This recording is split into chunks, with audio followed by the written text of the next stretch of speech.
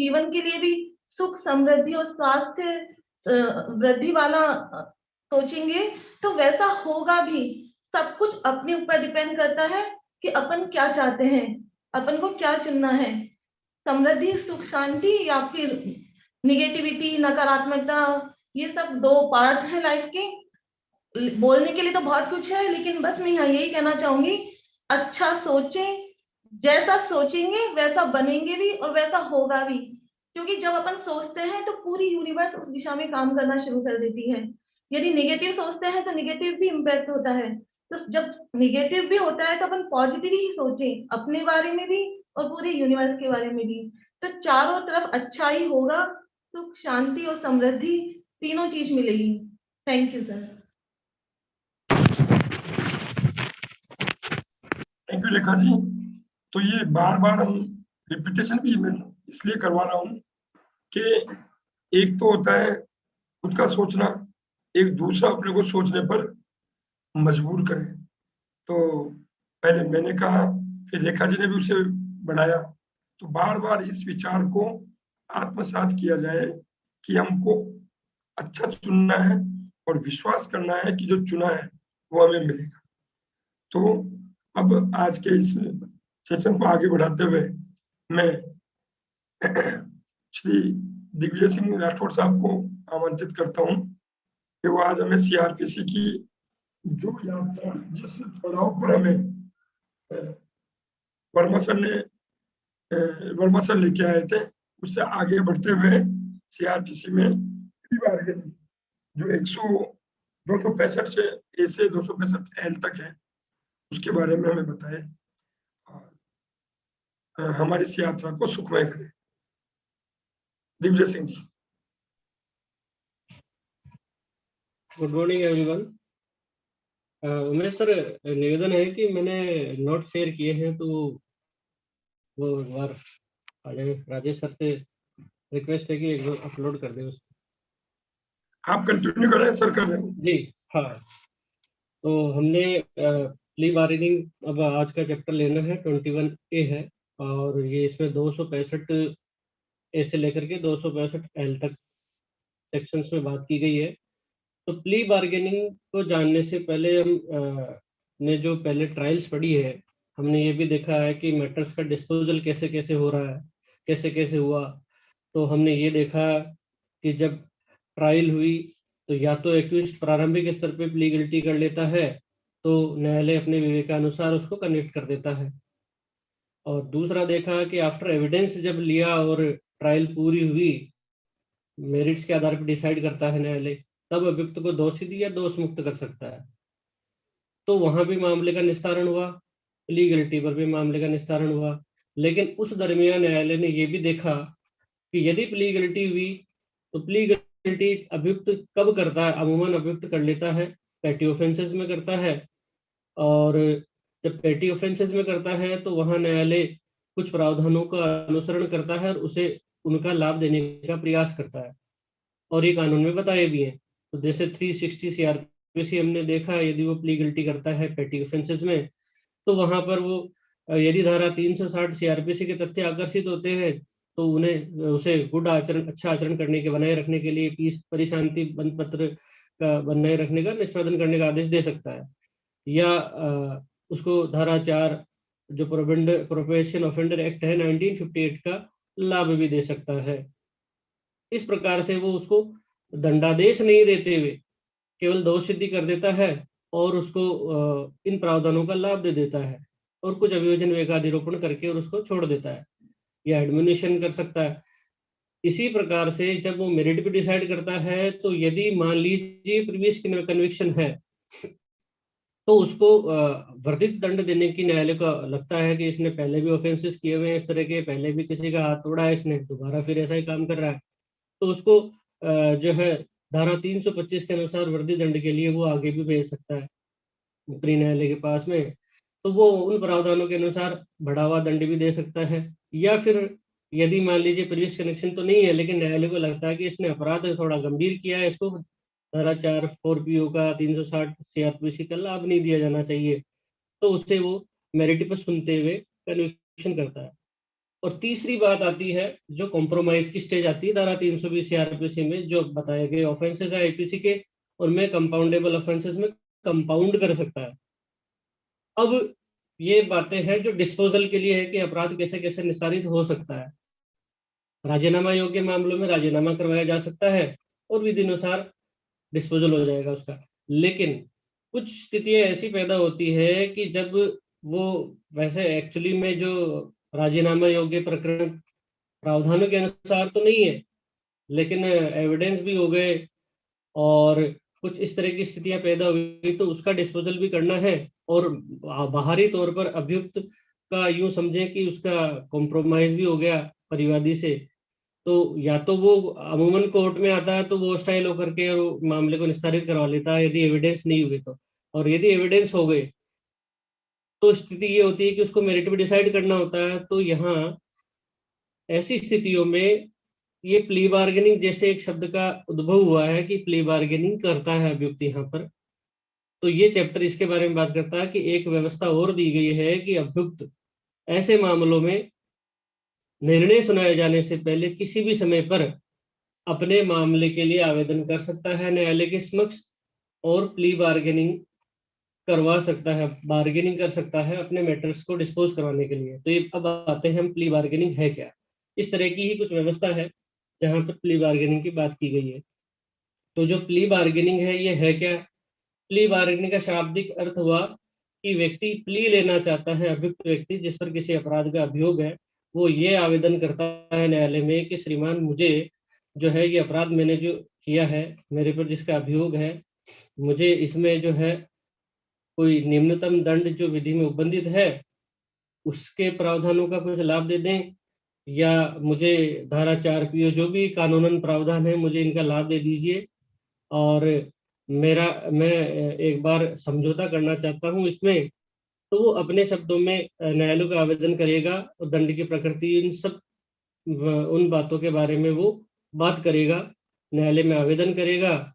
तो इसके बाद न्यायालय सामने वाले पक्षकार परिवादी अभियोजन पक्ष को बुला करके और मामले में एक समझौते की स्थिति पैदा करता है और उसके बाद में वो इन बताए गए चैप्टर के प्रावधान के अनुसार मामले का निस्तारण करता है। उसमें वो मिनिमम दंड उसको दे सकता है या उसे मिनिमम दंड भी नहीं देना चाहे, प्रथम बार अपराध किया है, किसी भी कारण से ऐसी स्थिति पैदा हुई तो वहां पर वो उसको 4PO या प्रोबेशन ऑफेंडर एक्ट ये इसके धारा 360 सीआरपीसी के अनुसार डिस्पोजल कर सकता है।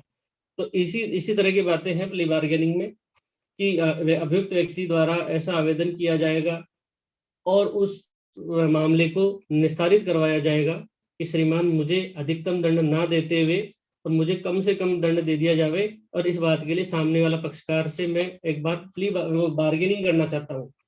मतलब वो अपने विरुद्ध जो अपराध है उस पर कम से कम दंड की बात करना चाहता है, या वो उससे एस्केप होना चाहता है कि मुझे 4PO का लाभ दे दे श्रीमान, इस तरह की बातें वो करेगा। तो अब बात आती है कि प्ली बार्गेनिंग जो है इसका जो चैप्टर 21A के अंदर बताया गया है, तो इससे पहले का एक इतिहास है जो थोड़ा सा देख लेते हैं इसमें कि ये कैसे इंसर्ट हुआ था। तो इसमें बात की गई है कि 12वां विधि आयोग है, उसने सबसे पहले इसमें एक अपनी रिपोर्ट दी थी 1991 में कि ये प्ली बार्गेनिंग जो है उसको इंट्रोड्यूस किया जाना चाहिए, कि अभियुक्त को मौके देने चाहिए कि वो अपने मामले को और उसको जो बेस्ट लाभ मिल सके वो निस्तारण उसका उस तरह से किया जाना चाहिए। तो इस तरह की बात वहाँ आई, लेकिन उस समय लागू नहीं हुआ। फिर 1996 में फिर अगेन विधि आयोग ने इसकी सिफारिश की, किंतु वो भी उस समय इम्प्लीमेंट नहीं हो सकी।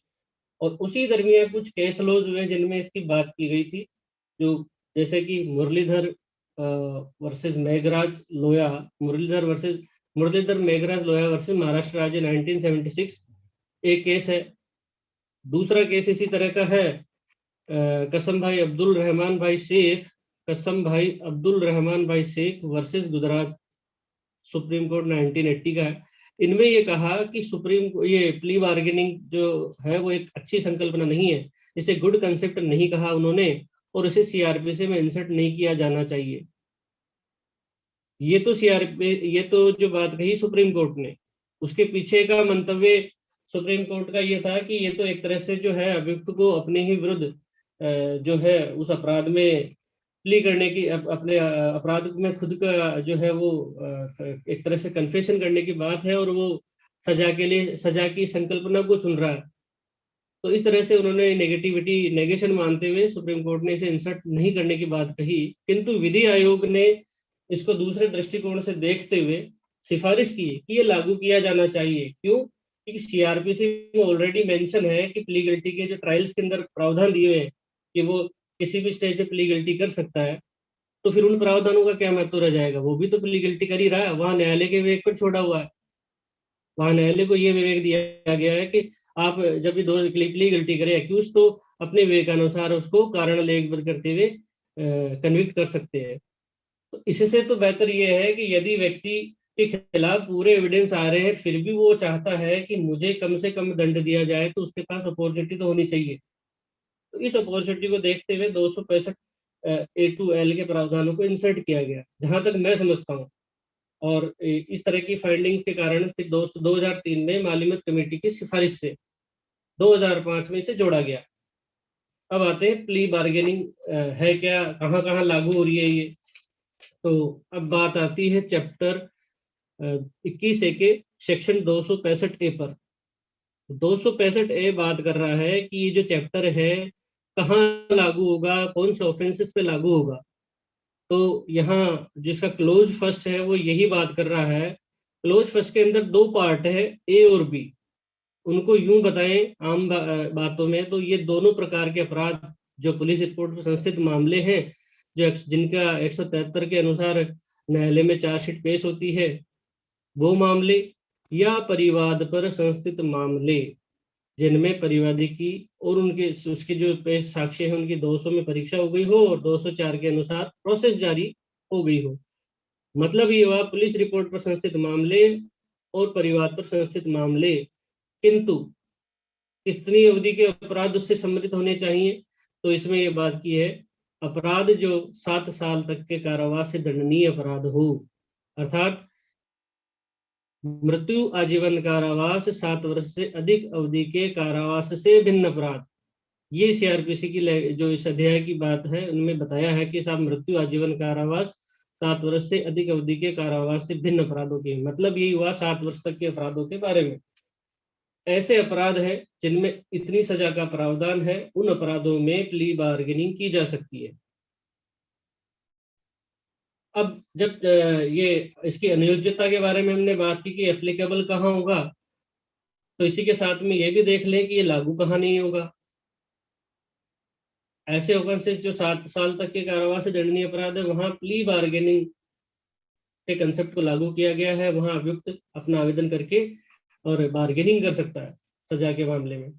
तो अब यहाँ 265A के अंदर ही जो क्लोज फर्स्ट है उसी में बात करता है, किंतु लगा करके, बट लगा करके आप देखेंगे इसमें, तो इसमें ये बात की है। और दूसरा जो क्लोज है 265L, इन दोनों को समाहित करते हुए हम इसका आंसर लिखते हैं। तो बात आती है कि ऑफेंसेस कौन से जो देश की सामाजिक आर्थिक स्थिति को प्रभावित करते हों, ऐसे अपराधों के मामले में, या किसी स्त्री के विरुद्ध कोई अपराध हुआ है ऐसे मामलों में। तीसरी बात है 14 वर्ष से कम आयु के किसी बालक के विरुद्ध कोई अपराध है। इसी को और आगे बढ़ा दे थोड़ा, तो जो 265L कह रहा है कि किशोर या बालक जो है उनसे संबंधित प्रावधान करने वाले अधिनियम, juvenile justice care and protection act, children act 2000 के जो प्रावधान है उसके अनुसार वहां उन बच्चों, उन बालकों को और किशोरों को लागू नहीं होगा। तो ये बात करता है 265A और समाहित करते हुए 265L। इसमें बताया कि देश की सामाजिक आर्थिक स्थिति को प्रभावित करने वाले अपराध हैं, या स्त्री के विरुद्ध अपराध है, या 14 वर्ष से अधिक आयु के बालक के विरुद्ध या किशोर के मामलों में लागू नहीं होगा। अब ये जो आर्थिक अपराध है, ये अपराध कैसे होंगे, समय समय पर केंद्र सरकार अधिसूचना द्वारा, विधि के द्वारा उसको तय करेगी, निर्धारित करेगी। ये बात की है 265A के अंदर ही खंड 2 में, उपधारा 2 के अंदर। तो जो समग्र बात आई, मैं इसको वापस दोहरा देता हूँ कि जो ये चैप्टर प्ली बार्गेनिंग है ये कहाँ लागू होगा। तो ये बात कर रहा है कि 7 साल तक के कारावास से दंडनीय अपराध जो पुलिस रिपोर्ट पर संस्थित मामलों से न्यायालय में प्रस्तुत हुए हों या परिवाद के द्वारा प्रस्तुत हुए हों, इन दोनों ही मामलों में ये लागू होगा। दूसरा है कि कहाँ लागू नहीं होगा, तो कि सामाजिक और आर्थिक ये जो अपराध हैं वो और स्त्रियों के और बालकों के जो 14 वर्ष से कम आयु के हैं, इनके विरुद्ध किए गए अपराधों पे लागू नहीं है। फिर आता है नेक्स्ट जो है इसकी जो हमने चैप्टर की बात कर ली, तो अभी प्ली बार्गेनिंग के लिए आवेदन कहाँ किया जाएगा, इस बारे में बात करता है इस 265 भी बात करता है एप्लीकेशन फॉर प्ली बार्गेनिंग।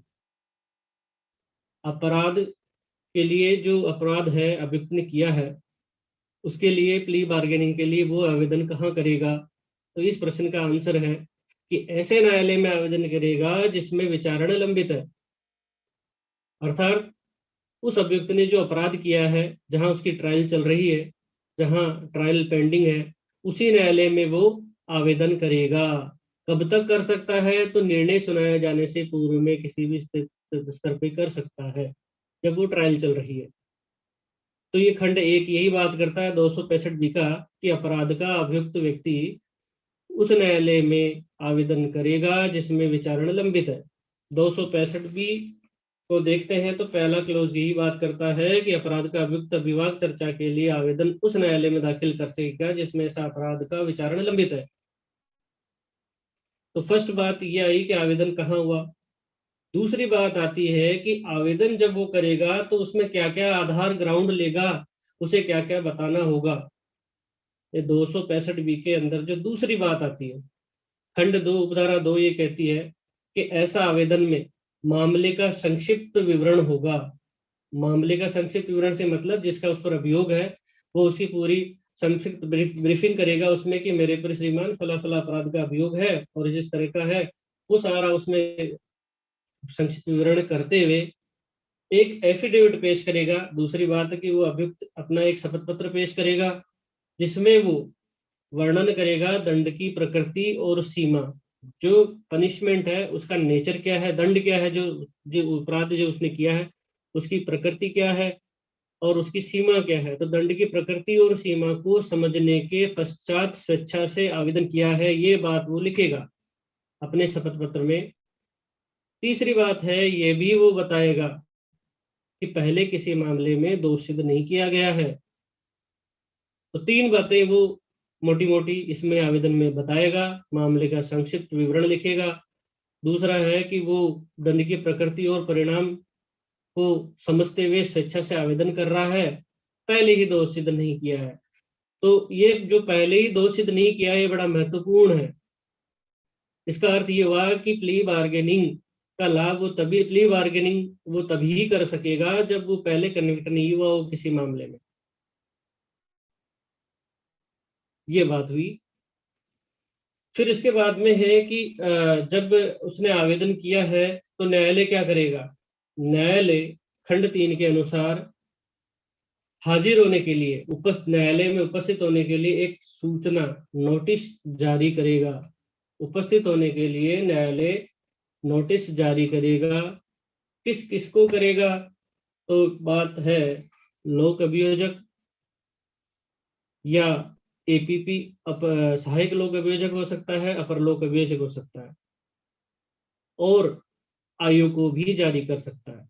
तो लोक अभियोजक जो खंड 3 तो बात करता है, खंड 3 के अनुसार लोक अभियोजक या प्रकरण का कोई परिवादी है उसे और अभियुक्त को नियत समय पर उपसजात होने के लिए सूचना जारी करेगा। तो यहाँ पर जो मोटी मोटी बात है तो किस किस को करेगा, क्योंकि हम समग्र देखें तो पुलिस रिपोर्ट वाले मामले और परिवाद वाले मामले तो दोनों में ही नोटिस इश्यू होगा। तो इसीलिए कह दिया कि उपस्थित होने के लिए लोक अभियोजक को और परिवादी को, कंप्लेनेंट को और अक्यूज्ड को नोटिस इश्यू करेगा। फिर इसके बाद में खंड 4 कह रहा है इसी का उपधारा कि न्यायालय में उपस्थित होने पर अभियुक्त की बंद कमरे में परीक्षा की जाएगी। क्लोज 4 ये कह रहा है इसका 265 का कि न्यायालय में उपस्थित होने पर अभियुक्त की बंद कमरे में परीक्षा करेगा।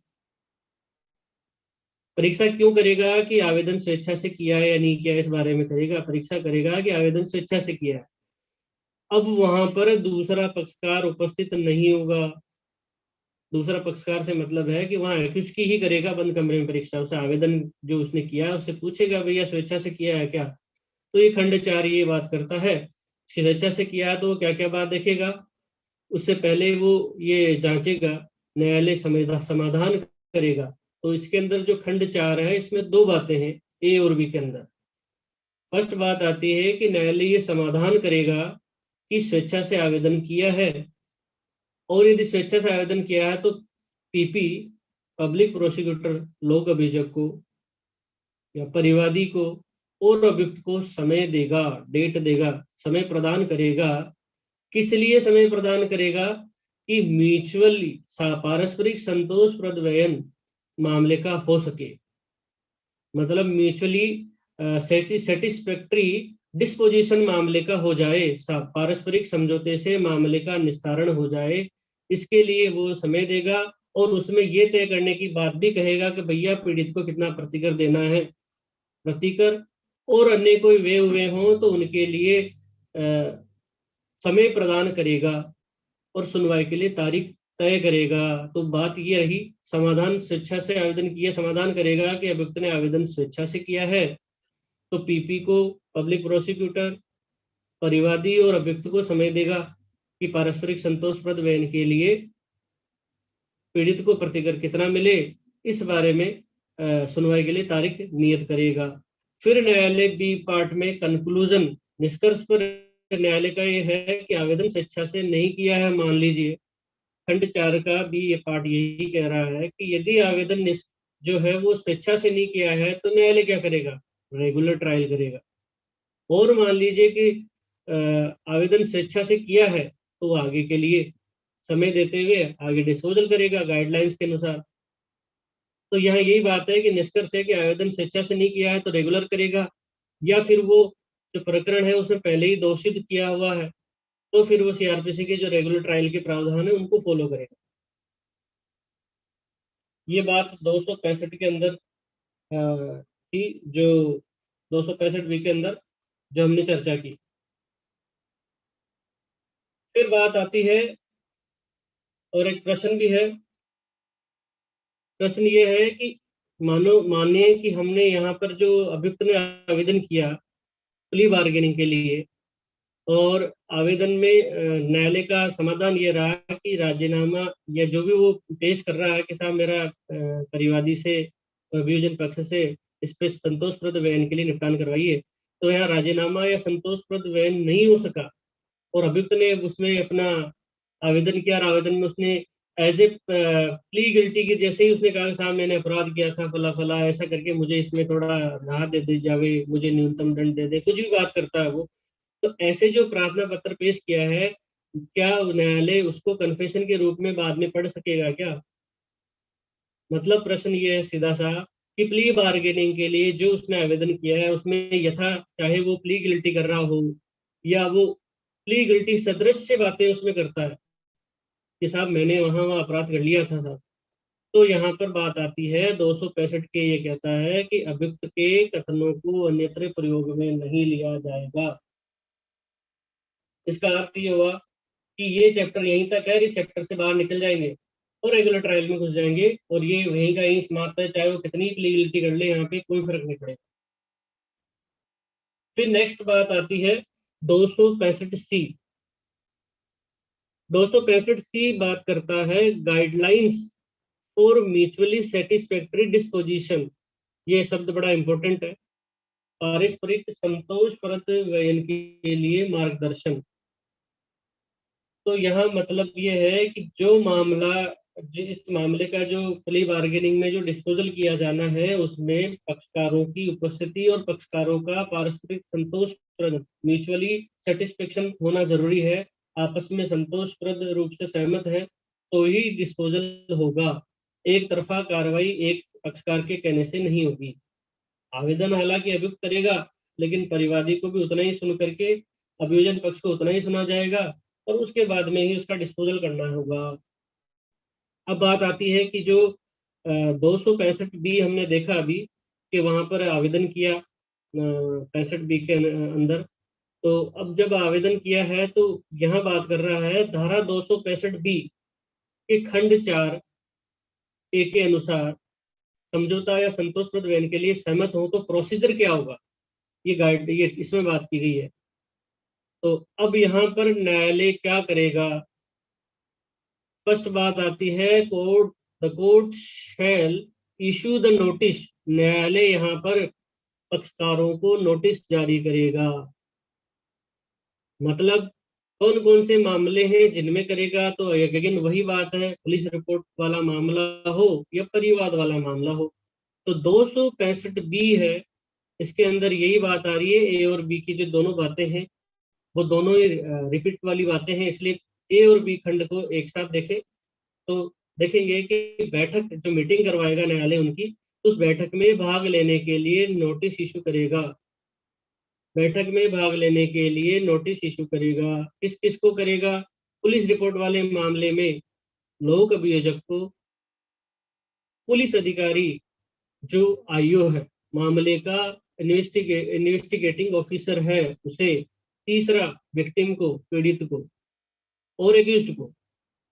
पुलिस व रिपोर्ट वाले मामले में 4 लोगों को नोटिस इशू करेगा और परिवाद वाले मामले में 2 लोगों को करेगा, एक्यूज्ड को और विक्टिम को। ये यही बात कर रहा है कि समझौता जब समझौते के लिए या संतोषप्रद बयान के लिए जब सहमत है तो प्रोसीजर क्या होगा? तो सब नोटिस इशू करेगा उन्हें बैठक में भाग लेने के लिए, क्योंकि मीटिंग तो करनी है। तो दोनों ही प्रकार के मामलों में नोटिस इशू करेगा पक्षकारों को। फिर बाद में इसका प्रोवाइडेड ये कह रहा है कि न्यायालय का यह कर्तव्य होगा कि जो भागीदारी पक्षकार कर रहे हैं उन पक्षकारों को द्वारा संपूर्ण प्रक्रिया में जो स्वेच्छा से पूरी करी है, ये बात न्यायालय देखेगा। अर्थात ये है बात कि न्यायालय ये कर्तव्य होगा कि पक्षकार जो है वहां इस प्रक्रिया में जो भाग ले रहे हैं संतोषप्रद बयान की मामले में सहमति से, तो ये जो है संपूर्ण प्रक्रिया स्वेच्छा से पूरी की है या नहीं की गई है, यहाँ न्यायालय ये देखेगा, ये प्रोवाइडेड कहता है। फिर दूसरी फर्दर ये बात करता है कि पक्षकार प्लीडर द्वारा अपनी कार्रवाई में भाग ले सकेंगे। तो 265 की को हम देखें तो जो खंड तो इसमें बने हुए हैं ए और बी। ए और बी के अंदर दोनों में ए में भी 2 प्रोवाइडेड दिए हुए हैं और बी में भी 2 प्रोवाइडेड दिए हैं। देखें तो यही निष्कर्ष निकल के आता है, इसलिए ये प्रोवाइडेड दोनों पर एप्लीकेबल है, पुलिस रिपोर्ट वाले मामले में और परिवाद वाले मामलों में। तो जो ए बात थी पुलिस रिपोर्ट वाले मामले पे और बी पार्ट जो है इसका पुलिस रिपोर्ट से भिन्न वाले मामले में। तो यहाँ पार्ट सी जो है इसको मैं अगेन रिपीट कर देता हूँ कि पारस्परिक संतोष बयान के लिए मार्गदर्शन, यहाँ गाइडलाइंस जारी की जाएगी। वो क्या होगी कि सब पुलिस रिपोर्ट वाले मामले में न्यायालय बैठक में भाग लेने के लिए नोटिस इशू करेगा।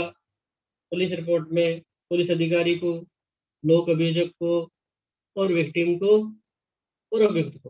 परिवाद वाले मामले में विक्टिम और अभियुक्त को जारी करेगा। और ये ध्यान रखेगा न्यायालय की स्वेच्छा से प्रक्रिया में भाग लिया है पक्षकारों ने, वो प्लीडर द्वारा अपना प्रतिनिधित्व कर सकेंगे। ये बात रही। अब 265D पर आते हैं हम। तो 265D क्या कहता है? 265D को देख लेते हैं हम। तो सर स्क्रीन थोड़ा ऊपर करें। हाँ, जब 265D पर यह है बात कि report of the mutually satisfactory disposition, report of the mutually satisfactory disposition to be submitted before the court. तो यह बात है कि जो पारस्परिक संतोषप्रद बयान जो समझौते के आधार पर मामले का निपटान किया जाना है, वहां उसकी रिपोर्ट कौन तैयार करेगा, सबमिट करेगा? तो न्यायालय, यहाँ के रिपोर्ट न्यायालय ही तैयार करेगा। तो इसके बारे में बात की गई है। तो 265D को हम देख लेते हैं एक बार। तो 265D यही कह रहा है कि 265C जो हमने भी देखा कि न्यायालय ने गाइडलाइन के अनुसार संतोषप्रद बयान के लिए नोटिस इशू किया पक्षकारों को उपस्थित होने के लिए। तो 265 सी के अनुसार जब मामले का म्यूचुअल सेटिस्फैक्टरी डिस्पोजिशन किया गया है, नोटिस इशू हुआ, डिस्पोजिशन होना है, तो यहाँ पर न्यायालय जो है एक रिपोर्ट तैयार करेगा, पारस्परिक संतोषप्रद बयान के लिए एक रिपोर्ट तैयार करेगा।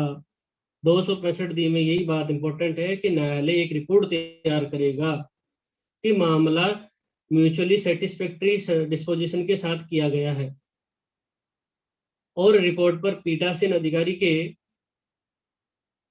और कार्रवाई में भाग लेने वाले सभी पक्षकार यथा अगर लोक अभियोजक है उसके पुलिस अधिकारी और परिवादी और अभियुक्त, जैसा भी मामला है परिवाद पर है तो उस प्रकार से, तो उन सभी के हस्ताक्षर होंगे, उन सभी के हस्ताक्षर करवाए जाएंगे। और यदि मान लीजिए कि पारस्परिक संतोषप्रद बयान से मामले का निपटान नहीं हुआ तो क्या करेगा न्यायालय?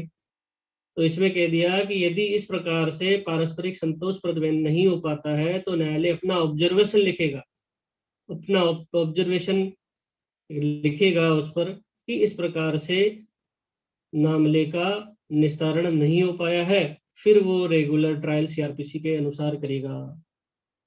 तो 265 जो डी है उसको एक बार मैं वापस दोहरा देता हूँ। सीआरपीसी इसमें क्या कहा है एक्ट में कि 265 सी के दिन बैठक में प्रकरण का संतोषप्रद बयान किया गया है, वहां न्यायालय ऐसे डिस्पोजल बयान की रिपोर्ट तैयार करेगा जिस पर न्यायालय के पीठासीन अधिकारी और अन्य सभी व्यक्तियों के हस्ताक्षर किए जाएंगे जिन्होंने बैठक में भाग लिया है। और यदि ऐसा डिस्पोजल नहीं किया गया है तो न्यायालय संप्रेक्षण अभी लिखित करेगा, संप्रेक्षण ऑब्जर्वेशन लिखेगा अपनी, और इस सीआरपीसी के प्रावधानों के अनुसार प्रक्रम उस प्रक्रम से आगे कार्रवाई को बढ़ाएगा जो सीआरपीसी में पहले आवेदन से पहले चल रही थी।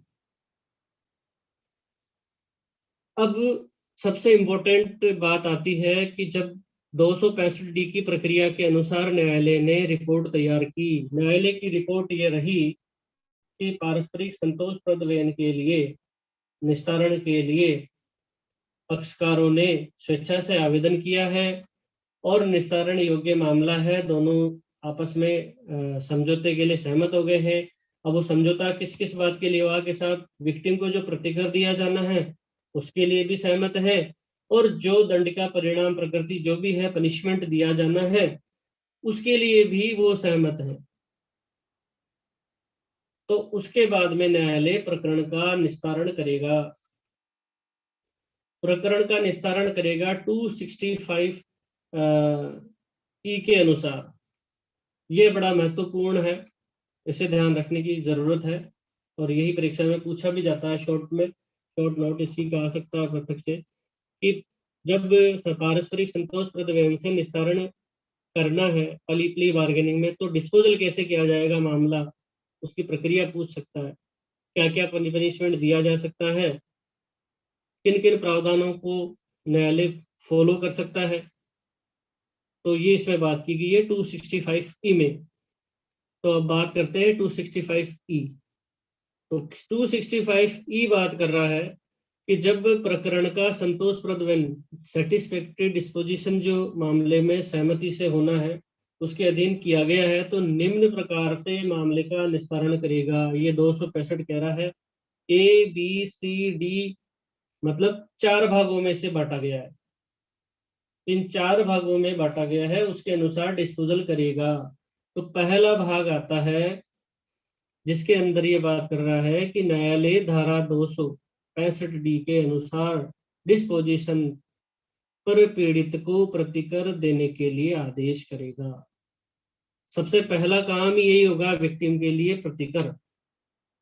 तो 265 ई में फर्स्ट क्लोज ए यही कहता है न्यायालय धारा 265 डी के अनुसार डिस्पोजिशन मतलब व्ययन पर पीड़ित को प्रतिकर देने के लिए आदेश करेगा। पीड़ित को प्रतिकर देने की बात कहेगा, पहली बात। इसी में दूसरी बात है कि पीड़ित को प्रतिकर देने के साथ साथ में न्यायालय दंड जो पनिशमेंट है उस अपराध के लिए जो अभियुक्त ने किया है उसकी मात्रा कितनी हो क्या अपराध ऐसा है कि उसको प्रोबेशन का लाभ दिया जाए, यथा प्रोबेशन ऑफेंडर एक्ट का हो या धारा 360 सीआरपीसी का हो, या सीआरपीसी के अनुसार ही उसको एडमोनिशन पे छोड़ दें।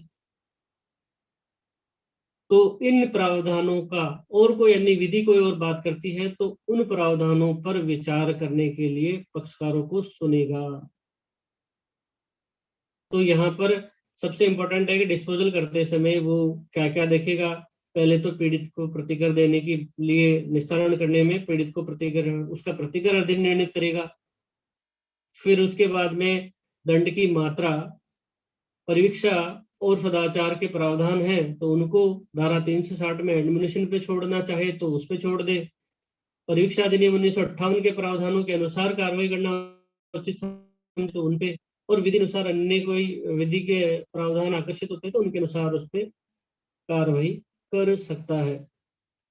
फिर इसी के अंदर दूसरी बात है कि यदि जो खंड ए है ना उसके अनुसार न्यायालय कार्रवाई करता है, जैसा पीड़ित को प्रतिकर भी दिलाया, प्रोबेशन ऑफेंडर एक्ट और जो भी विधि के प्रावधान है उनके अनुसार प्रक्रिया की जानी चाहिए। मतलब ये हुआ प्रोबेशन का लाभ कब देगा कि पहला अपराध है, अपराध और पक्षकार दोनों ही सहमत है तो अपराध पहला होने पर और ऐसी परिस्थितियों में हुआ है वो न्यायालय सब चीजें सर्कमस्टांसेस देखते हुए यदि इन प्रावधानों को फॉलो करता है प्रोबेशन ऑफेंडर एक्ट के या धारा 360 के अनुसार, तो वहां पर वो क्या करेगा, पक्षकारों को सुनेगा और धारा 360 या परीक्षा अधिनियम या किसी अन्य विधि के अनुसार जो प्रावधान आकर्षित होते हैं तो उसके अनुसार उसको छोड़ देगा। मतलब ये हुआ कि उसको कन्विक्शन तो कर भी देगा लेकिन उसको सजा नहीं देगा, उसको अच्छा कंडक्ट रखने के लिए उससे प्रतिभूति ले सकता है। और फिर भी यदि पक्षकार इस बात पर सहमत नहीं हो कि साहब इसे प्रोबेशन और ये इस तरह के प्रावधानों का लाभ नहीं दिया जाना चाहिए, हाँ थोड़ा सा मेरा तो 7 साल की सजा का प्रावधान है 325 में, तो कम से कम इसको मिनिमम दे दो, कुछ तो दे, तो इस बात पर वो अभियोजन को भी सुन लेगा,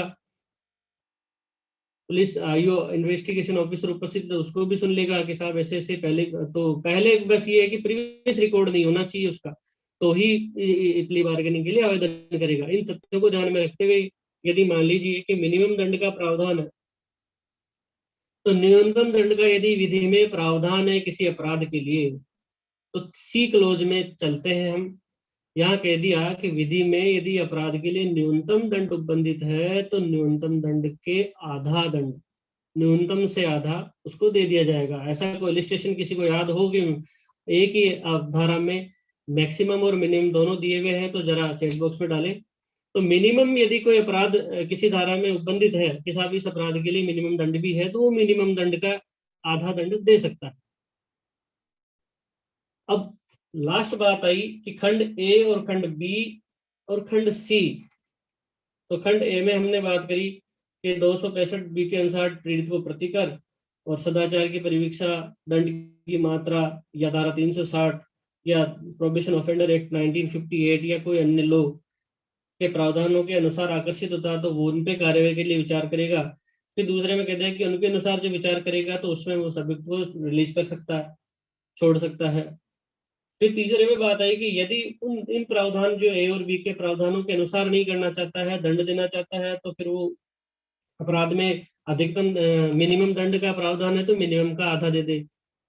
फिर लास्ट बात आती है कि ऊपर वाले खंडों पर भी वो ऐसा प्रावधान नहीं है। मतलब ये हुआ कि यदि किसी में मिनिमम दंड का प्रावधान नहीं है तो क्या करेगा न्यायालय, और फिर भी उसे दंडित तो करना है लेकिन कम दंड से करना है। प्ली बार्गेनिंग इसीलिए तो लगाई है, प्ली बार्गेनिंग ये अभियुक्त इसीलिए तो आवेदन कर रहा है कि साहब साक्ष्य मेरे खिलाफ है सारे, लेकिन मुझे जो है कम से कम तो दे दो, वो ये प्ली करना चाहता है और इसी बात के लिए वो बार्गेनिंग कर रहा है। तो फिर न्यायालय चौथे खंड की ओर बढ़ेगा।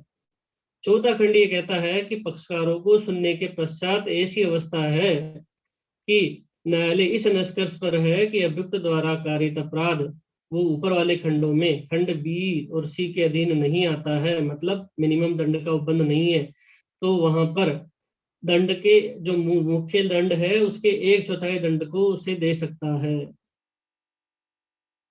मतलब ये हुआ 325 में 7 साल की सजा का प्रावधान है, तो 7 साल का 1/4 कैलकुलेट किया जा सकता है। हालांकि मजिस्ट्रेट की यहाँ पर पावर ही 3 साल से ज्यादा की नहीं है, तो वो 3 से अधिक वैसे भी नहीं देता है, लेकिन फिर भी ऐसी सिचुएशन है कि वो चाहता है कि साहब हाथ भी बहुत जबरदस्त तरीके से 3 जगह फ्रैक्चर किए हैं, तो वो कभी कभी 325 के तहत आगे भी बढ़ जाता है, इसे तो वर्दी दंड दिया जाना चाहिए, तो वो प्रक्रिया भी फॉलो कर सकता है। इसीलिए यहाँ पर बात आती है कि यहाँ तो कम देना है उसे, जब प्ली बार्गेनिंग के लिए आवेदन किया है, तो यहाँ पर अधिकतम जो दिया रखा है उसका 1/4 दे सकते हैं।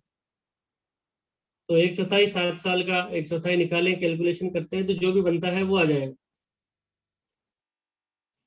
तो ये कुल मिलाकर के जो बात रही डिस्पोजल के अंदर, पारस्परिक संतोषप्रद बयान के लिए जब मामला पक्षकार सहमत होते हैं म्यूचुअल सेटिस्फैक्ट्री डिस्पोजिशन के लिए, तो मामले का निस्तारण इन 4 प्रकार से करेगा। सबसे पहले देखेगा कि पीड़ित को प्रतिकर दिलाए, पीड़ित को प्रतिकर देने के लिए अधिनियमित करेगा, और दंड की प्रकृति, दंड की मात्रा, प्रोबेशन ऑफेंडर एक्ट, सदाचार की परीक्षा के अधिनियम जो है उनके अनुसार, या 360 सीआरपीसी के अनुसार तथ्य आकर्षित होते हैं, या किसी अन्य विधि के दिन लाभ दिया जा सकता है तो वो दे सकता है, उसकी प्रक्रिया का फॉलो करेगा। और यदि उस प्रकार से लाभ नहीं दिया जा सकता है तो मिनिमम दंड की बात करेगा कि मिनिमम प्रावधान है तो मिनिमम का आधा दंड दिया जा सकता है उसे। और यदि मिनिमम दंड का उपबंध नहीं है तो जो अपराध के लिए नहीं है तो उसका 1/4 दिया जा सकता है। तो यहाँ बात ये की गई है। और इसके बाद जब डिस्पोजल होना है तो जो न्यायालय जजमेंट सुनाएगा वो सेक्शन 265 के अनुसार जजमेंट प्रोनाउंस करेगा। तो 265 ये कहता है कि न्यायालय अपना निर्णय धारा 265 के अनुसार खुले न्यायालय में देगा, जो देगा वो पीठासीन अधिकारी द्वारा उस पर हस्ताक्षर होंगे। जैसा होता है वैसा ही होगा, जजमेंट खुले न्यायालय में सुनाया जाएगा और उस पर न्यायालय के पीठासीन अधिकारी के हस्ताक्षर होंगे। फिर बात आती है कि ऐसे जजमेंट का प्रभाव क्या होगा, तो ये बात करता है 265 जी। 265 जी कहता है कि finality of the judgement, judgement की फाइनलिटी से मतलब है निर्णय यहाँ अंतिम होगा, इसकी कोई अपील नहीं होगी, सिवाय, तो यही बात करता है कि सिवाय संविधान के अनुच्छेद 136 के अनुसार विशेष अनुमति याचिका और धारा 226 227 अनुच्छेद के अनुसार ही होस्ट रिट याचिका लगाई जा सकती है, अन्यथा कोई अपील नहीं होगी।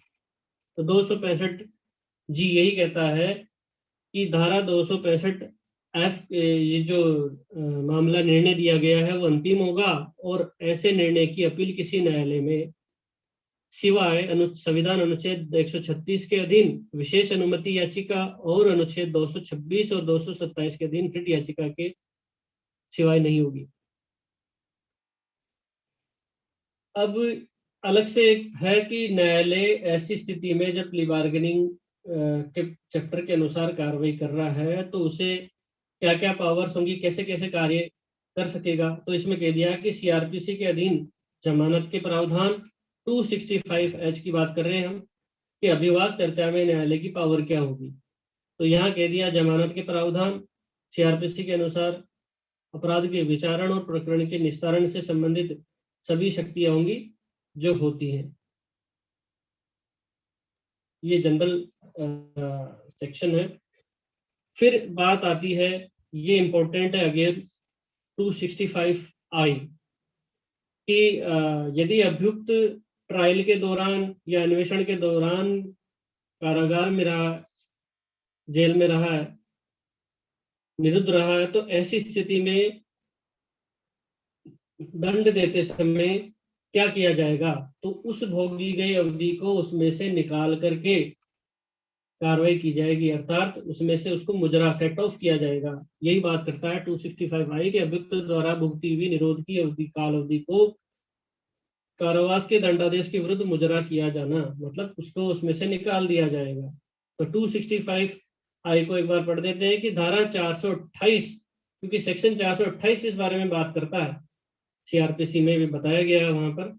तो 428 के अनुसार अभियुक्त द्वारा भुगती हुई निरोध की अवधि का इस अध्याय के अधीन अधिरोपित कारावास के दंडादेश के विरुद्ध मुजरा उसी रीति से करने के लिए लागू होंगे जैसे वे इस संहिता के उपबंधों के अधीन कारावास के संबंध में लागू होते। ठीक है, तो उसमें से भोगी की अवधि को सेट ऑफ कर दिया जाएगा। तो भोगी की अवधि का मतलब है 3 महीने यदि वो रहा है तो 3 महीने निकाल दिए जाएंगे जो सजा सुनाई जाएगी उसमें से। फिर नेक्स्ट आता है 265J। इसमें ये कहता है कि ये चैप्टर प्रिवेल करेगा सीआरपीसी के अन्य चैप्टर्स पे जब इसके अधीन कार्रवाई की जानी है। तो मैं यही समझ सका इसमें कि इस अध्याय के अधीन उपबंध जो संहिता के अन्य उपबंधों से असंगत होते हुए भी प्रभावी होंगे।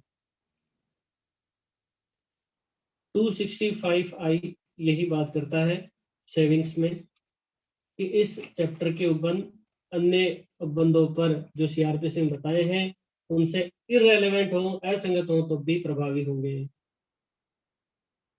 तो प्ली बार्गेनिंग का जो है अब लास्ट है इसमें जो हम पढ़ भी चुके हैं, मैं अगेन रिपीट कर देता हूँ। 265 के जो बात ये करता है कि इस चैप्टर में जो कथन प्रयोग हुए हैं, जो अभियुक्त ने कथन किए हैं, उनका इस चैप्टर के अतिरिक्त कहीं भी प्रयोग में नहीं लिया जाएगा। ये बात हम पहले कर चुके हैं प्रश्न के रूप में कि अभियुक्त यदि प्ली गिल्टी कर लेता है, जैसे प्ली गिल्टी जैसा प्रावधान है लेकिन शब्द लिखा नहीं है कि साहब मैं दोषी होने का विवाह करता हूं, लेकिन यदि वो जो कथन करता है उसमें कहीं ऐसे प्ली गिल्टी जैसे शब्दों का इस्तेमाल वो कर दे तो ऐसे कथन उसके विरुद्ध नहीं पढ़े जाएंगे, केवल इस चैप्टर के प्रयोजन के लिए ही है। ये बात 265 के कहता है। लास्ट वापस रिपीट कर देते हैं जो हम पढ़ चुके हैं कि एप्लीकेबिलिटी जो है इसकी non application of the chapter, इस अध्याय का लागू नहीं होना। तो इस अध्याय की कोई भी बात किसी किशोर या बालक को लागू नहीं होगी जो किशोर न्याय बालकों की देखरेख और संरक्षण अधिनियम 2000 की धारा 2 के अनुसार परिभाषित है। तो प्ली बार्गेनिंग का चैप्टर यही समाप्त होता है। उमेश सर क्या आगे लेना है? वैसे तो मैं 2 क्लास की सोच रहा था, एक में हो गया है प्ली बार्गेनिंग तो।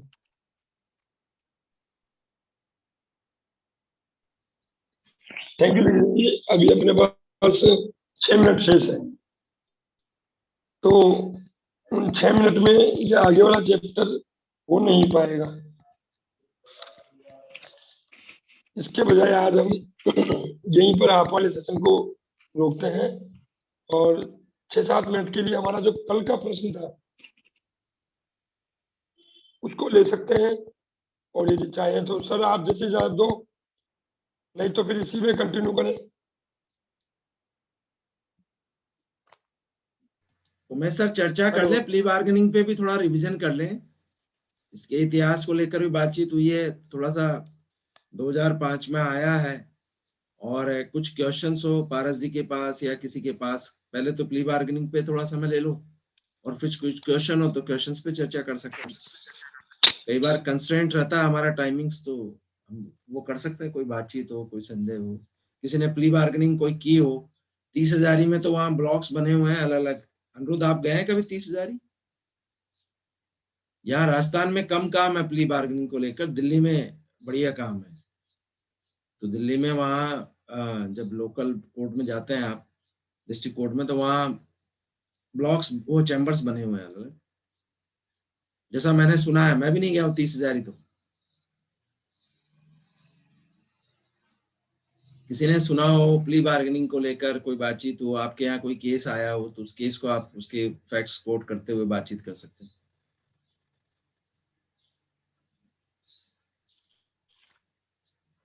बोलिए, कौन रिपीट कर रहा है प्ली बार्गेनिंग? उमेश? हेलो। हाँ सर आज तो फिर ठीक है, प्रश्न तो किसी का है नहीं। लास्ट की 10 मिनट हम कल वाला सेशन रख सकते हैं सर, अगर ये इसके क्वेश्चन नहीं है तो इसको रिपीटेशन के लिए मैं पहले तो वॉलंटियरली अगर कोई आना चाहे तो जो दिग्विजय सर ने आज हमको समझाया उसे संक्षिप्त में प्रस्तुत कर सकते हैं। मैं बता देता हूँ। अनिरुद्ध ने हाथ खड़ा किया है सर, राजकुमार सर, अनिरुद्ध को दे दे मौका।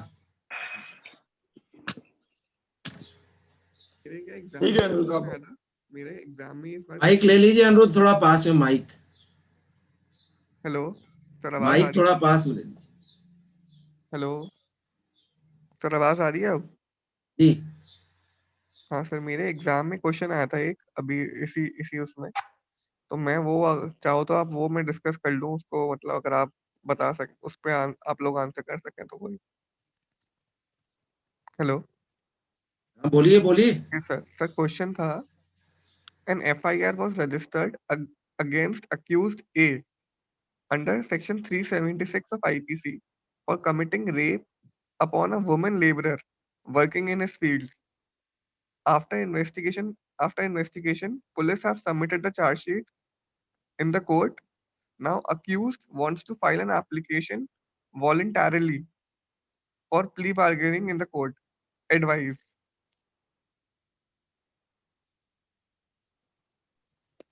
कोई प्ली वार्निंग नहीं होगी इस केस में। क्यों नहीं होगी ये बताइए। सर ये इतना हीनियस क्राइम है कि इसमें प्ली वार्निंग हो ही नहीं सकती है। एक तो ये 7 साल से ज्यादा की अवधि के लिए इसमें दंडादेश दिया जाता है, और दूसरा इतना समाज के लिए, एक लेडी के लिए बहुत हीनियस क्राइम है, तो इसके लिए कोई प्ली वार्निंग नहीं है सर। प्ली वार्निंग के लिए भी सर ने बताया है मृत्युदंड, आजीवन कारावास या 7 वर्ष से जो अधिक कारावास से दंडनीय अपराध होंगे तो उसमें प्ली वार्निंग नहीं होगी। 7 वर्ष से कम के अपराध में प्ली वार्निंग होगी, उसी में 360 ऑफेंडर एक्ट का फायदा दिया जाएगा, अदरवाइज किसी में नहीं हो सकती। इसमें तो बिल्कुल नहीं हो सकती सर, ये मेरी ओपिनियन है सर। ना एक वो डिफेंस की एक ओपिनियन आ गई है भाई, तो अब डिफेंस की ओपिनियन में कोई दूसरा, उमेश मैम अब आप चालू करो। उमेश मैम बीच में आ गया थोड़ा सा, कोई दूसरी ओपिनियन दो। ममता जी ने तो रखी। नहीं कोई दिक्कत नहीं, बीच में नहीं हो आप सर, शीर्ष पे हो और ये ओपन सेशन है तो बता सकते हैं, कोई दिक्कत नहीं। हाँ उमेश, दूसरे डिफेंस के एडवोकेट आ गए हैं हमारे सामने, तो उनको भी सुन लेते हैं। मैडम की बात का बिल्कुल अक्सर समर्थन करता हूँ, क्योंकि ये अध्याय लागू ही वही होगा जो कि 265 एका खंड क और ख कहता है, और खंड क कहता है कि 7 वर्ष या आजीवन कारावास या महिलाओं के विरुद्ध अपराध नहीं होना चाहिए, या देश की सामाजिक आर्थिक स्थिति को प्रभावित करने वाले अपराध नहीं होने चाहिए, 14 वर्ष से कम आयु के बालक के विरुद्ध अपराध नहीं होने चाहिए, लागू ही वही होंगे। उस स्थिति पे जैसा कि अनिरुद्ध सर ने बताया, उस स्थिति पे तो ये अध्याय लागू ही नहीं होगा। मेरा डिफेंस ये है। और दूसरी उमेश सर, रेखा भी कुछ कहना चाह रही है क्या? सेम जो गणेश जी सर ने बोला है वही मैं कहना चाह रही हूँ। नहीं है, डिफेंस का एडवोकेट तो ऐसा नहीं कहता। मेरे पूर्व के दोनों साथियों ने जो बात कही, मैं उसी बात को आगे बढ़ाना चाहता हूँ, और मैं उनके जो तथ्य कि प्ली बार्गेनिंग के लिए जो एक्सेप्शंस है उसमें आ रहा है ये प्रोविजन कि स्त्रियों के विरुद्ध प्ली बार्गेनिंग नहीं हो सकती। तो यहाँ पे ये जो क्राइम बता रहे थे अनिरुद्ध जी, उन्होंने जो क्वेश्चन रखा है उसमें वो जो क्राइम है वो पर्टिकुलर स्त्रियों के विरुद्ध है और समाज के विरुद्ध भी एक हीनियस क्राइम है, जो उसका जो पनिशमेंट है वो भी उससे ज्यादा है, जिसके लिए प्ली बार्गेनिंग हो सकती है। तो इस कारण से ये नहीं होगा, प्ली बार्गेनिंग लागू नहीं होगी। ये तो प्रोसिक्यूशन के आगे, सॉरी मैं गलत बोल गया, डिफेंस के हिसाब से। अब डिफेंस कुछ कह रहा है। नहीं सर, डिफेंस की बात नहीं है, हम मतलब इसको ऐसे डिबेट नहीं करने की बजाय सर, इसका अगर मुझे ये आंसर आता है 15 मार्क्स का या 20 मार्क्स का पेपर में, या जो मतलब 30 जो भी जैसे भी आता है आपको उसमें जुडिशरी में, तो सर स्ट्रक्चर क्या करेंगे? ये थोड़ी बोलेंगे कि ये प्रोविजन में क्या गया, तो सर हम उसको लिखेंगे तो सही ना अच्छे से, तो उसको स्ट्रक्चर क्या होगा? चलिए अनुरोध, एक स्पेसिफिक प्रश्न चाह रहे हैं 20 शब्दों में आपसे। वर्मा सर कुछ कह रहे हैं शायद। देखिए साथियों, ये इसमें सर्कमस्टेंसेस पे डिपेंड करता है।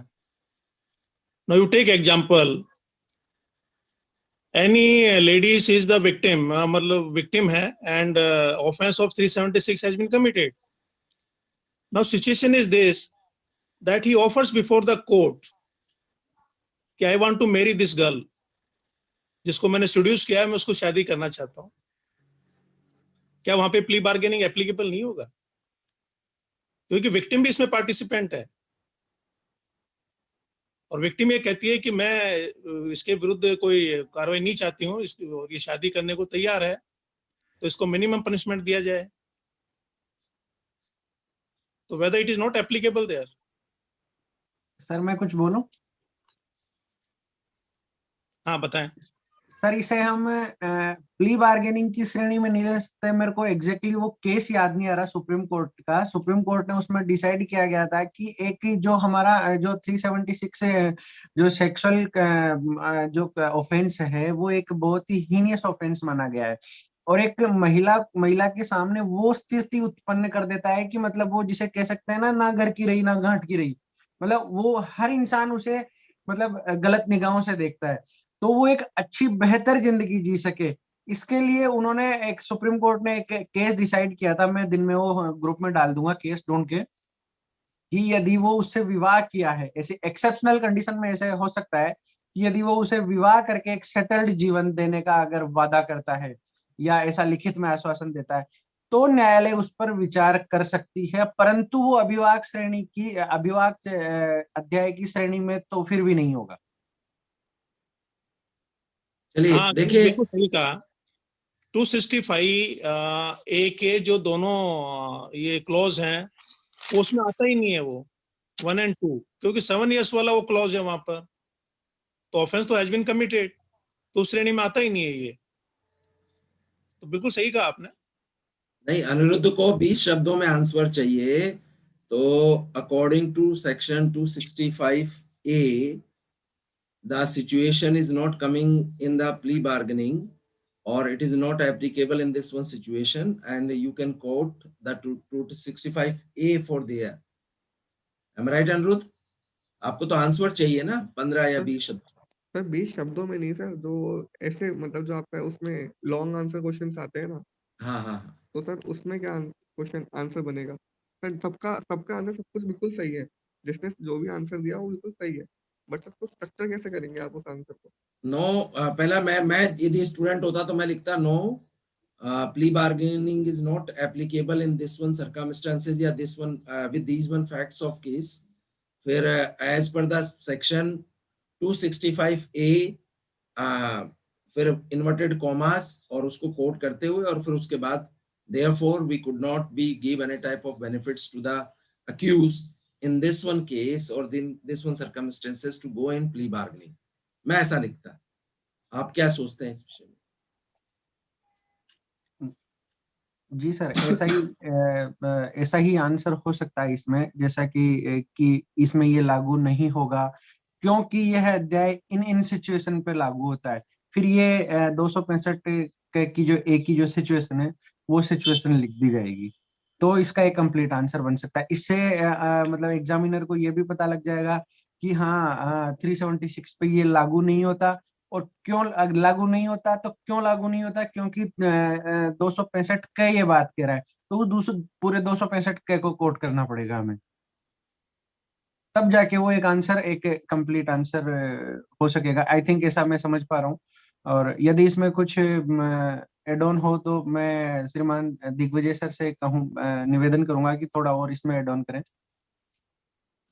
ये बात सही है गणेश जी, आपने जो कहा है कि कोर्ट तो उसको करना ही पड़ेगा, खंड ए जो 265 ए का है उसको तो लिखना ही है, तो 200 शब्दों में बनाना है उसको, तो आंसर तो चाहिए, तो उसको कोट करते हुए लिखेंगे कि अधिनियम का ये फला फला प्रावधान जो है ये बात करता है। तो ये लिखते हुए यदि कोई केस लो हो इस पे जिसमें डिसाइड हुआ हो कि यहाँ एप्लीकेबल नहीं है, तो उसे भी लिख दिया जाना चाहिए ताकि 200 शब्द पूरे हो जाएंगे। तो बाकी आंसर तो शुरुआत में ये लिखना ही होगा कि एप्लीकेबल नहीं है, आंसर नो से चालू करते हुए, और फिर ये जो चैप्टर की एप्लीकेबिलिटी का जो पार्ट है वो कोट करते हुए, और कोई यदि केस लो है उस पर कोई डिसाइड हुआ हो इस तरह का, तो उसको लिखा जा सकता है।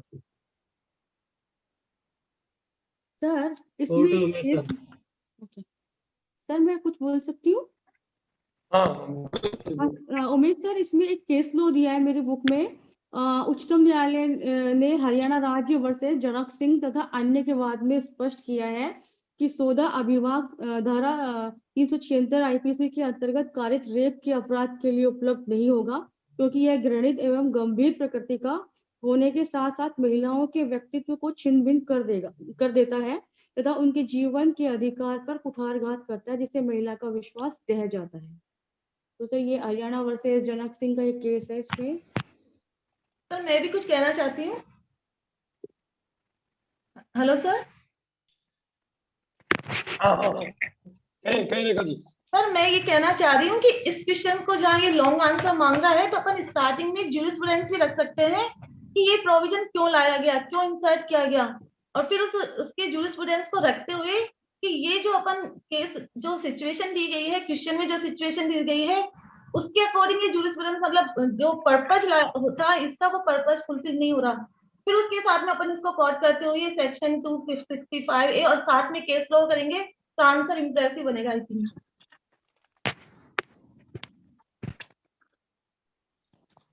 सर बिल्कुल मैं बिल्कुल कुछ जो आज हेलो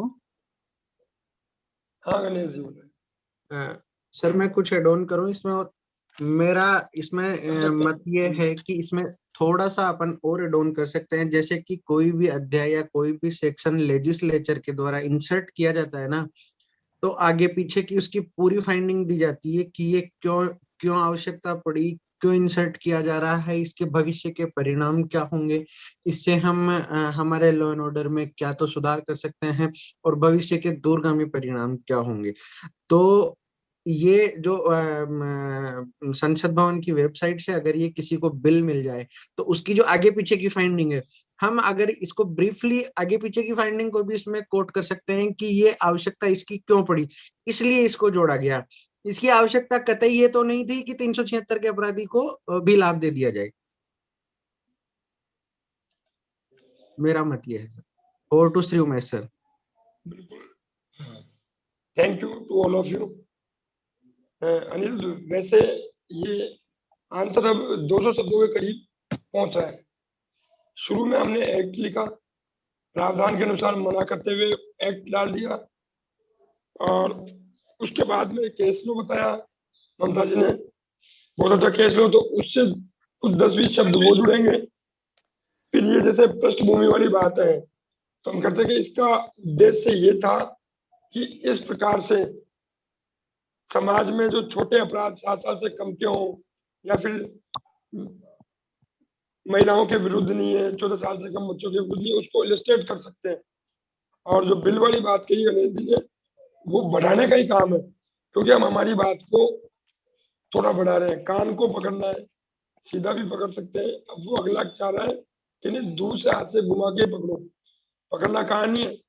तो हम हमारे इसमें 4 चांद लगाने वाली बात है। 20 शब्दों में शुरू का 265A(1)(b) का प्रोविजो के अनुसार ये इसमें हम डाल के 20 शब्दों में खत्म कर सकते हैं।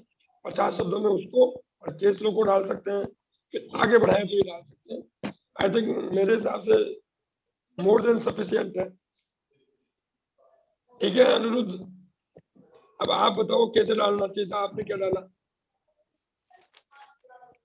सर मैंने कैसे डाला सर, मैंने तो यही, हाँ जैसे हमने बताया था ना अभी, देखा हमने थोड़ा बहुत मैंने वैसे ही डाला है। मैंने पहले तो बताया है, पहले मैंने सीधे आंसर नहीं करा कि मैं सही ये होना चाहिए या नहीं होना चाहिए, क्योंकि मैं एडवाइस दे रहा हूँ, वो बोल रहे हैं एडवाइस। तो अब मैं एडवाइस दे रहा हूँ तो पहले मैंने उनको बताया कि प्ली बार्गेनिंग है क्या, और उसके बाद सर मैं प्ली बार्गेनिंग का मीनिंग कहाँ है, तो वो ब्लैक लॉज डिक्शनरी में और जो ब्रिटानिका में दे रखा है उसके बारे में मैंने उसको मीनिंग उसका एलैबोरेट करा। उसके बाद सर मैंने जो है ये बताया कि ये यूएस से आया हुआ है, यूएस का जो केस था वो केस साइट करा मैंने इसके अंदर, और ये यहाँ से आया है, इसका ओरिजिन ये था, और यूएस में काफी इसको जो है यूज करते हैं। हालांकि अब पोजीशन आती है इंडिया में क्या है, तो इंडिया में 2-3 केस लॉ थे जिसके अंदर जिसमें कोर्ट ने कहा था कि जो है ये हमारे इंडिया के अंदर मतलब it is violative of article 21, completely unconstitutional, illegal. और इसको ये इसके 2 जजमेंट डालने के बाद उसके बाद मैंने अब पोजीशन होती क्या है कि अगर इतना भी है, कोर्ट ने कहा गया है इतना, तो क्या इसकी एप्लीकेबिलिटी क्या है? तो फिर मैंने सेक्शन बताया इसके अंदर कि ये सेक्शन जो है 265 के अंदर कवर होता है, और इसके ये जो एक्सेप्शंस मैंने बोले थे, तो वो इसके एक्सेप्शंस हैं, और इन एक्सेप्शंस के अंदर जो है ये चीज नहीं आएगी, जो रेप है वो नहीं आता स्पेसिफिकली, क्योंकि सोशियो इकोनॉमिक ऑफेंसेस के अंदर कवर हो गया। फिर अब मुझे अब रियलाइज हो रहा है, जो मैम ने केस बताया वो मैंने डाला नहीं, तो वो तो अगर वो भी डालता तो मेरा काफी अच्छा स्ट्रॉन्ग आंसर होता। तो फिर मैंने बोला डाल के, उसके बाद मैंने अपना आंसर का कंक्लूजन दिया। वो तो मेरा कि भाई therefore as per the in the light of statutes discussed and the case law cited and the position of, और उसके पीछे मैंने, हाँ सर वो सॉरी, एक एडिशनल पॉइंट डालता मैंने इसके ऊपर, ये मलिमट कमेटी रिपोर्ट के जो ऑब्जर्वेशंस आए थे, और जो 142nd और 2-3 लॉ कमीशन की रिपोर्ट थी, 142nd मुझे याद था, तो मैंने वो डाला था। ये डाल के एक इसके 2 पैरा बनाए थे मैंने, मलिमट के और इस 142nd के। ये 2 पैरा के बाद फिर मैंने दिया था कंक्लूजन अपना, ये as per the report, statutes and the judgment, it can be observed that plea bargaining in this case will not be feasible, or therefore it should be quashed। इस तरह लिखा था बस मैंने। तो ये था मेरा आंसर। बिल्कुल बिल्कुल, ये आज जो डिस्कशन हुआ ना, ये बहुत अच्छा रहा। अच्छा इसलिए रहा कि हमारे बीच में और भी कैंडिडेट हैं। जैसे मेरे 1-2 कैंडिडेट से बात होती है तो वो अक्सर यही कहते हैं कि मेंस की तैयारी कैसे करूं। मेरा अक्सर जवाब यही होता है कि मेंस की तैयारी करने के लिए कोई जादू की छड़ी नहीं है। छोटे छोटे ब्लॉक्स को जोड़कर बड़ा ब्लॉक हम बनाए।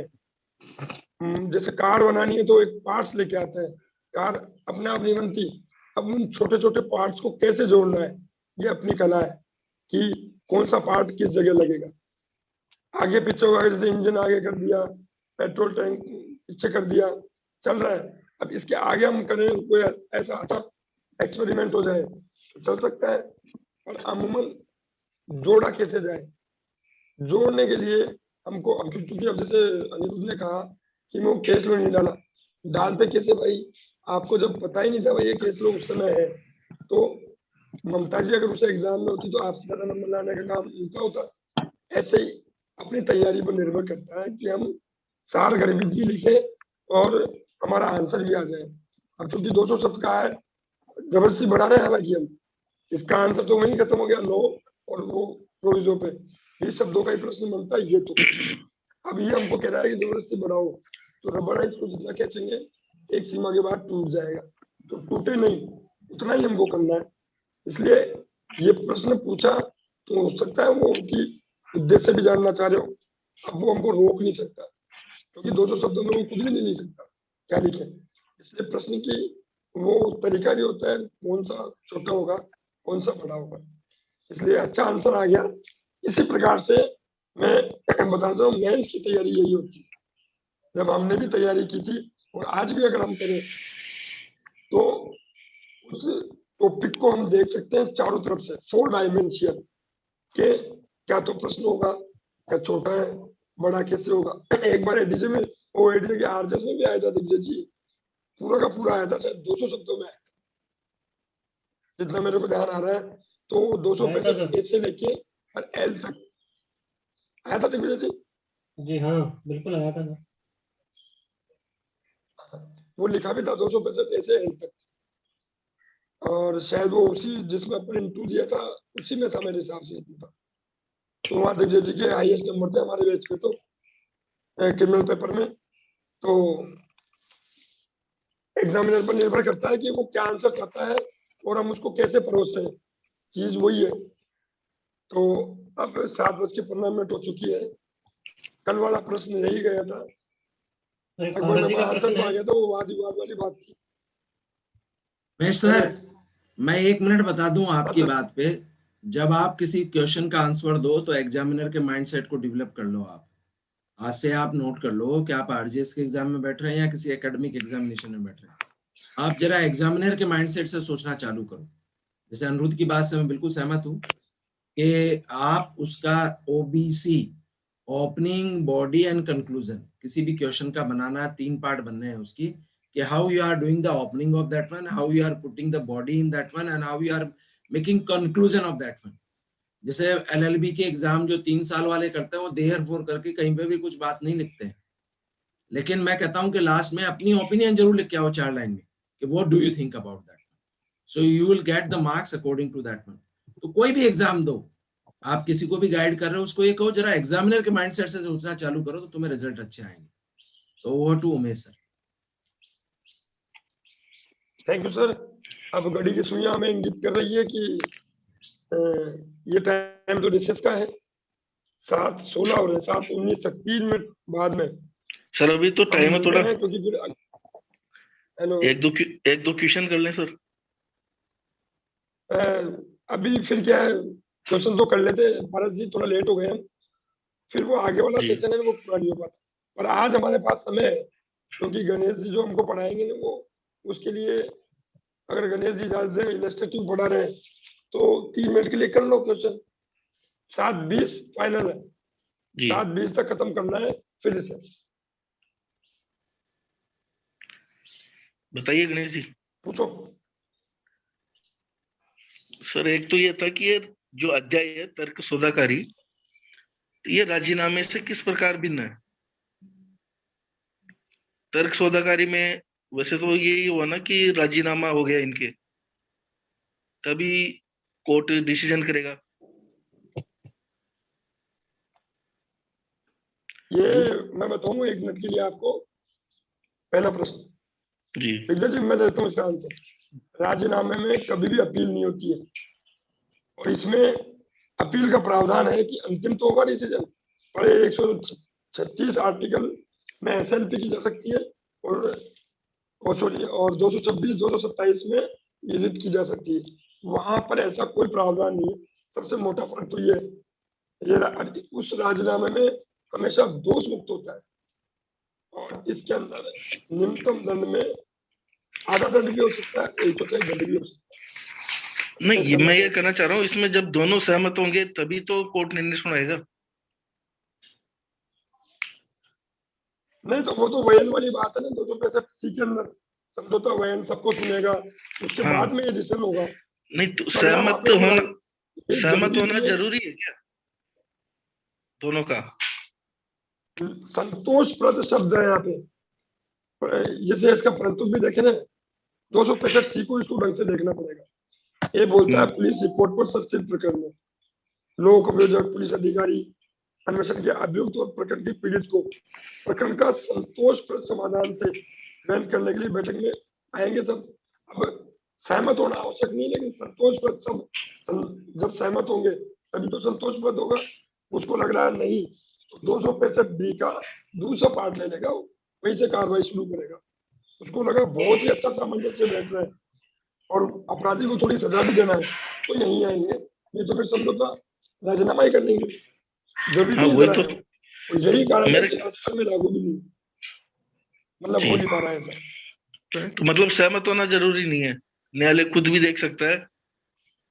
सर नहीं सर, दोनों के ये दोनों तो सहमत होने चाहिए। भारत जी तो सहमत हो गए तो फिर वो राजीनामा हो सहमत गया ना वाला जो सर। शब्द है ना, सर जो आप राजीनामे बोल इनसे रहे कुछ हैं, कहो। अनिरुद्ध बोलना चाह रहे हैं, बोलो। सर मैं निवेदन करूं सर कुछ? जी ये अनिरुद्ध सर, बोल रहे हैं, राजीनामा- पहले अनिरुद्ध बोले एक बार करें। अच्छा गणेश जी 1 मिनट, अनिरुद्ध जी बोल रहे हैं। सर राजीनामा का तो नहीं मालूम, बट जो है इसके अंदर जो सर जो उमेश सर बोल रहे हैं ना कि अपील नहीं होती, सर अपील इसमें भी नहीं, प्ली बार्गेनिंग में भी अपील नहीं होती है, आप अपील नहीं कर सकते। और सर जो है एक सर बहुत बेसिक डिफरेंस है, दोनों की पार्टी मानना चाहिए, वॉलंटरी होनी चाहिए, तभी जाके प्ली बार्गेनिंग में ये जो है केस जाएगा। और सर एक और चीज ये भी है कि ये जो केस होते हैं ना सर, ये है क्रिमिनल ऑफेंसेस है, तो चाहे राजीनामा हो भी जाए तो ये ऑफेंसेस अगेंस्ट द स्टेट है और एक और ऑफेंसेस अगेंस्ट प्राइवेट पर्सन जो उसमें, तो पर ये सर इसको हम ये नहीं कर सकते कि छोड़ दें ऐसे ही। तो सर इसलिए जो है कोर्ट आगे भी दिखती है कितना जो है पनिशमेंट देना है, और पनिशमेंट तो देना ही पड़ता है। ये चीज है सर इसके अंदर। तो राजीनामा हो गया तो पनिशमेंट खत्म नहीं हो जाएगा। सर मैं निवेदन करूं सर कुछ? हाँ हाँ बताओ। हेलो हाँ बोले बोले। सर, मैं सबसे सर्वप्रथम एक छोटा सा निवेदन है कि सर जो राजीनामा नाम की जो टर्म है ना, ये सर ये छोटी सी चिड़िया ये क्रिमिनल प्रोसीजर में कहीं नहीं दी हुई है, कहीं भी सीआरपीसी में, जैसा कि मैं समझ पा रहा हूँ, हो सकता है मैं गलत हूँ, कहीं छूट रहा हो कोई पोर्शन मुझसे, तो कृपया कोई मुझे सुधार भी करे, मैं थोड़ा एड ऑन कर दें बाद में। राजीनामा आई थिंक कहीं दिया हुआ नहीं है, कंपाउंड के दो ही सिचुएशन दी हुई है, या तो दी हुई है कि 319 का जो कंपाउंड वाली जो सूची है वो, या फिर दिया हुआ है इसमें अभिवाद चर्चा के थ्रू। राजीनामा टर्म यूज होती है केवल सिविल प्रोसीजर में, क्रिमिनल प्रोसीजर में तो हम इससे राजीनामा को कंपेयर नहीं कर सकते। सर थोड़ा सा सर दिग्विजय सर आप थोड़ा कुछ एड ऑन करें। वैसे 7:22 हो चुके हैं और हेलो, हाँ चलो ठीक है सर, ले लिया फिर। हाँ ठीक है सर। हाँ, क्योंकि पारस जी अब आपसे आग्रह है कि आप उस समय नहीं बोले, तो आगे से कभी आपका प्रश्न हो, आपको समय दिया था, समय का भी हमको ध्यान रखना पड़ेगा। आप गणेश जी की और पारस जी को मेरा आग्रह है कि आप अपने क्वेश्चन रूपी चिड़िया को, उनकी भाषा में बोल रहा हूँ मैं, गणेश जी की भाषा में, अपनी चिड़िया को पहले बिठा लिया करो ताकि समय हो जाए। जैसे समय होता है आप अपना क्वेश्चन ले आते हो। तो दोनों से मेरा निवेदन है कि जब सेशन शुरू हो तब आप अपना प्रश्न रखें ताकि ये आगे वाला सेशन भी पूरा हो। तो अभी रिसेस का टाइम है, अन्यथा नहीं ले मेरी बात को, 7:24 पर मिलते हैं। मैं सर मेरा विरोध है आपसे। सर विरोध है तो मान लेंगे हम आपको, लेकिन आगे वाला सेशन भी लेना है सर। अच्छा चलो ठीक है, गणेश जी और पारस जी के साथ में मैं भी हूँ, कल हम आपके शुरू में रखवा देंगे क्वेश्चन। सर ऐसी चिड़ियाओं को ग्रुप में उड़ा दो ना, उड़ने दो स्वतंत्र रूप से। नहीं उड़ने तो दो, लेकिन